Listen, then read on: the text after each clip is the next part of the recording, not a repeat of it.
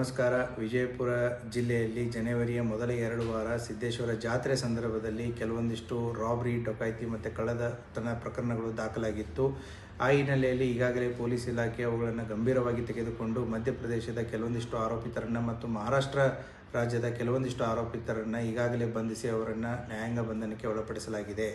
ಕಳೆದ 2 ವಾರದಲ್ಲಿ ವಿಜಯಪುರ ನಗರದಲ್ಲಿ ಯಾವುದೇ ರೀತಿಯಾದಂತಹ ಕಳ್ಳತನ ಆಗಲಿ, ರಾಬರಿ ಆಗಲಿ, ಯಾವುದೇ ರೀತಿಯಾದ ಪ್ರಕರಣಗಳು ದಾಖಲಾಗಿರುವುದಿಲ್ಲ.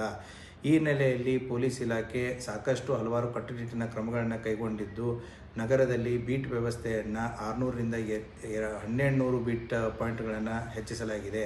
ಅಷ್ಟೇ ಅಲ್ಲದೆ ಅಂತಾರಾಜ್ಯ ಗಡಿ ಚೆಕ್ ಪೋಸ್ಟ್ ಆಗಿರ್ಬೋದು, ಮತ್ತು ವಿಜಯಪುರ ಜಿಲ್ಲೆಯಲ್ಲಿ ಚೆಕ್ ಪೋಸ್ಟ್ಗಳಾಗಿರ್ಬೋದು, ಮತ್ತು ನಗರ ಪ್ರದೇಶಗಳಲ್ಲಿಯೂ ಕೂಡ ಹಲವಾರು ಚೆಕ್ ಪೋಸ್ಟ್ಗಳನ್ನು ನಿರ್ಮಿಸಿ ಎಲ್ಲ ಚಲನವಲನಗಳ ಮೇಲೆ ಗಮನವನ್ನು ಇಡಲಾಗ್ತಾ ಇದೆ.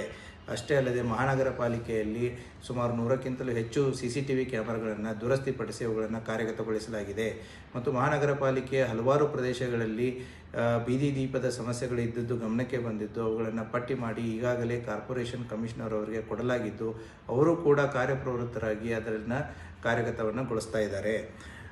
ಈಗಾಗಲೇ ನಮ್ಮ ನಗರದ ಮತ್ತು ಜಿಲ್ಲೆಯ ಹಲವಾರು ಪೊಲೀಸ್ ಠಾಣಾ ವ್ಯಾಪ್ತಿಗಳಲ್ಲಿ ಮೊಹಲ್ಲಾ ಮೀಟಿಂಗ್ಸು ಮತ್ತು ಬೀಟ್ ಮೀಟಿಂಗ್ಸ್ಗಳನ್ನು ಮಾಡಿ ಸಾರ್ವಜನಿಕರಿಗೆ ಜಾಗರೂಕತೆಯ ಬಗ್ಗೆ ಮತ್ತು ಅವಶ್ಯಕ ಕ್ರಮಗಳ ಬಗ್ಗೆ ನಮ್ಮ ಪೊಲೀಸ್ನವರು ಮೀಟಿಂಗ್ಸ್ಗಳನ್ನು ಮಾಡಿ ತಿಳಿ ಹೇಳಿರ್ತಾರೆ. ಅಷ್ಟೇ ಅಲ್ಲದೆ ಅವರಿಗೆ ಪ್ಯಾಂಪ್ಲೆಟ್ಸ್ಗಳನ್ನು ಕೊಟ್ಟು ಎಮರ್ಜೆನ್ಸಿ ಕಾಂಟ್ಯಾಕ್ಟ್ಸ್ ನಂಬರ್ಸ್ಗಳಾದಂಥ ಅವರ ಠಾಣಾ, ವೃತ್ತ, ಉಪವಿಭಾಗ, ಕಂಟ್ರೋಲ್ ರೂಮಿಗೆ ಎಲ್ಲ ನಂಬರ್ಸ್ಗಳನ್ನು ಅವರನ್ನು ಕೊಡಲಾಗಿದೆ. ಇತ್ತೀಚೆಗೆ ನಾವು ಅಂಗಡಿ ವ್ಯಾಪಾರಸ್ಥರು, ಬ್ಯಾಂಕು, ATM, ಜ್ಯುವೆಲರಿ ಶಾಪ್ಸು ಇವರದ್ದನ್ನು ಮೀಟಿಂಗ್ಗಳನ್ನು ಮಾಡಿ ಸಾಕಷ್ಟು ಸುರಕ್ಷತಾ ಕ್ರಮಗಳಾದಂತಹ CCTV ಅಳವಡಿಸಿಕೊಳ್ಳುವುದಕ್ಕೆ ಮತ್ತು ಅಲಾರಾಮಿಂಗ್ ಸಿಸ್ಟಮ್ಸ್ಗಳನ್ನು ಅಳವಡಿಸಿಕೊಳ್ಳೋದಕ್ಕೆ ಅವರನ್ನ ಗಮನಕ್ಕೆ ತರಲಾಗಿದೆ. ಈಗ ನಾವು ಆದಂಥ ಅಪರಾಧಗಳನ್ನು ನೋಡಿದಾಗ ಈ ಅಪರಾಧಿಗಳು ಈ ಅಪರಾಧವನ್ನು ಎಲ್ಲಿ CCTVಗಳು ಇಲ್ಲ ಆ ಸ್ಥಳಗಳಲ್ಲಿ ಮಾಡಿದ್ದು ಕಂಡು ಬಂದಿರುತ್ತದೆ. ಆದ್ದರಿಂದ ಸಾರ್ವಜನಿಕರಿಗೆ ಪೊಲೀಸ್ ಇಲಾಖೆ ಕೇಳಿಕೊಳ್ಳುವುದೇನೆಂದರೆ, ಯಾರಿಗೆ ಆರ್ಥಿಕವಾಗಿ ಸಬಲರಾಗಿರ್ತೀರ, ಸೊ ಯಾರು ಶಕ್ತಿ ಇದೆ ಅವರು CCTVಗಳನ್ನು ಕಡ್ಡಾಯವಾಗಿ ಅಳವಡಿಸ್ಕೊಳ್ಳೋದಕ್ಕೆ ಪೊಲೀಸ್ ಇಲಾಖೆ ಅವರನ್ನು ಕೋರುತ್ತದೆ. CCTVಗಳಿಂದ ಯಾವುದೇ ರೀತಿಯಾದಂತಹ ಅಪರಾಧಗಳು ಆಗುವುದಿಲ್ಲ ಮತ್ತು ಅಪರಾಧ ಮಾಡುವವರೆಗೂ ಕೂಡ ಒಂದು ಎಚ್ಚರಿಕೆ ಇರುತ್ತೆ. ಇದು ನಿಮ್ಮ ಸುರಕ್ಷತೆಗೆ ಅಷ್ಟೇ ಅಲ್ಲ, ನಗರ ಸುರಕ್ಷತೆಗೆ ಮತ್ತು ರಸ್ತೆಯಲ್ಲಾಗುವಂಥ ಎಲ್ಲ ಅಪರಾಧಗಳನ್ನು ತಡೆಗಟ್ಟಲು ಇದು ಅವಶ್ಯಕವಾಗಿರುತ್ತದೆ. ಅಷ್ಟೇ ಅಲ್ಲದೆ ಗ್ರಾಮೀಣ ಭಾಗಗಳಲ್ಲಿ ಪೊಲೀಸ್ ಬೀಟ್ ವ್ಯವಸ್ಥೆಯನ್ನು ಬಲಪಡಿಸಿದ್ದು, ಹಳ್ಳಿಗಳಲ್ಲಿ ಪೊಲೀಸರು ಸಂಚರಿಸಿ ರಾತ್ರಿಯೂ ಕೂಡ ಅಲ್ಲಿಯೇ ಇದ್ದು ತಮ್ಮ ಬೀಟ್ ಕಾರ್ಯವನ್ನು ಮಾಡ್ತಾ ಇರ್ತಾರೆ. ಆದ್ದರಿಂದ ಜನರಲ್ಲಿ ಯಾವುದೇ ರೀತಿಯಾದಂತಹ ಆತಂಕ, ಭಯ ಇರುವುದು ಅವಶ್ಯಕತೆ ಇಲ್ಲ.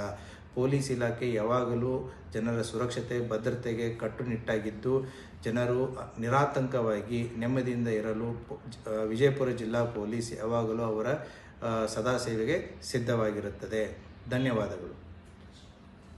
ಗ್ರಾಮದ ಸಾರ್ವಜನಿಕರಿಗೆ ವಿನಂತಿ, ಇದು ಪೊಲೀಸ್ ಠಾಣೆಯ ಪ್ರಕಟಣೆ, ತಿಕೋಟ ಪೊಲೀಸ್ ಠಾಣೆಯ ಪ್ರಕಟಣೆ. ಇತ್ತೀಚಿನ ದಿನಗಳಲ್ಲಿ ಕಳ್ಳರ ಹಾವಳಿ ಜಾಸ್ತಿಯಾಗಿದ್ದು, ಮನೆಯಲ್ಲಿ ಬೆಲೆ ಬಾಳುವ ವಸ್ತುಗಳಾದ ಬೆಳ್ಳಿ, ಬಂಗಾರ, ಹಣ ಇವುಗಳನ್ನು ಇಡಬಾರದು. ಇವುಗಳನ್ನು ಬ್ಯಾಂಕ್ ಲಾಕರ್ಗಳಲ್ಲಿ ಇಡಬೇಕು.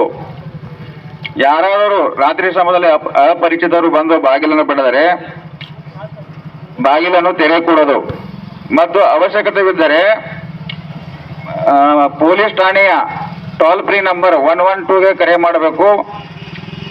ಮತ್ತು ಈ ಒಂಟಿ ಮನೆ ತೋಟದ ವಸತಿ ಮನೆಗಳಾದ ಒಂಟಿ ಮನೆಗಳಲ್ಲಿರ್ತದೆ, ಅವರು ಬಂಗಾರದ ಆಭರಣಗಳನ್ನು, ಬೆಲೆ ಬಾಳುವ ವಸ್ತುಗಳನ್ನು ಇಡಕೂಡದು. ಇದು ತಿಕೋಟ ಪೊಲೀಸ್ ಠಾಣೆಯ ಪ್ರಕಟಣೆ.